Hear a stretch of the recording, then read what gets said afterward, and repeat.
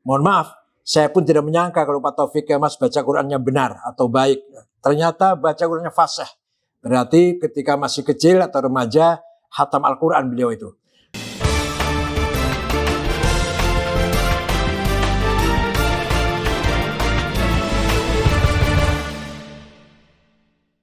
Assalamualaikum warahmatullahi wabarakatuh. Bismillahirrahmanirrahim. Mengenang kepergiannya senior saya, almarhum Bapak Haji Taufik Kemas yang ke-8 tahun.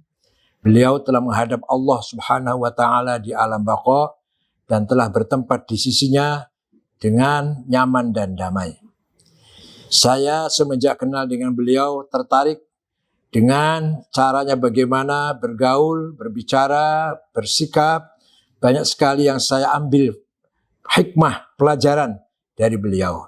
Antara lain ketika beliau menceritakan bagaimana baiknya mendampingi Ibu Mega ketika masa-masa yang sulit, yaitu masa Orde Baru, tapi dengan ketegaran, kesabaran, dan kebesaran jiwa beliau, alhamdulillah bisa dilalui dengan baik. Betapa beratnya ujian PDI ketika masa-masa Orde Baru, Bu Mega menghadapi ujian tersebut dengan tegar, dengan sabar, dengan besar hati. Begitu pula pendampingnya yaitu almarhum Bapak Haji Taufik Kemas menghadapinya dengan sabar, tawakal kepada Allah, percaya iman dengan pertolongan Tuhan. Pasti Tuhan bersama ya pihak yang benar. Nah, di samping itu juga saya bergaul dengan beliau, bagaimana dia bercanda, bagaimana dia bergurau, ketika beliau cerita bagaimana dulu almarhum Bung Karno bersahabat dengan Kiai Wahid Hasyim, bapaknya Gus Dur, tapi juga kadang-kadang berselisih pendapat, berbeda pendapat, kadang-kadang sampai tegang bicaranya, tapi tidak mengganggu persahabatan berdua itu. Demikian pula sekarang Gus Dur dengan Ibu Mega bersahabat, tapi kadang-kadang juga terjadi perbedaan pendapat atau ketegangan, tetap bersaudara, tetap bersahabat, tidak terganggu sedikit pun dengan perbedaan-perbedaan politik misalkan. Oleh karena itu, saya asyik sekali mendengarkan cerita dari Pak Taufik Kemas, masa lalu yang sangat penuh dengan perjalanan yang penuh dengan cerita bagi beliau. Kemudian beliau juga, saya tahu, seorang nasionalis 100%, sangat mencintai negeri ini, siap berkorban demi Indonesia. Bahkan gagasan 4 pilar itu dari beliau, gagasan sosialisme 4 pilar. Tapi juga saya tahu sendiri, beliau sangat religius. Tahu persis ketika saya haji bersama, mengantar beliau, mendampingi beliau dan Ibu Mega, umroh bersama. Beliau bagaimana tekun sholat, baca Al-Quran dengan baik, dengan benar. Mohon maaf, saya pun tidak menyangka kalau Pak Taufik Kemas baca Qurannya benar atau baik. Ternyata baca Qurannya fasih. Berarti ketika masih kecil atau remaja, hatam Al-Quran beliau itu. Bagaimana ketika selama di Mekah, di Madinah, mencucurkan air mata. Ketika minum air Zam-Zam pun beliau menangis dengan saya waktu itu. Kemudian tawaf sa'i dengan saya.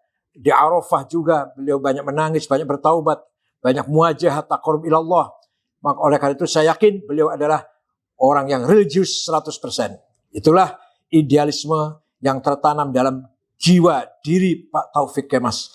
Religius dan nasionalis religius. Seperti Kiai NU, Mbah Hasyim Asy'ari, Mbah Wahab, religius nasionalis.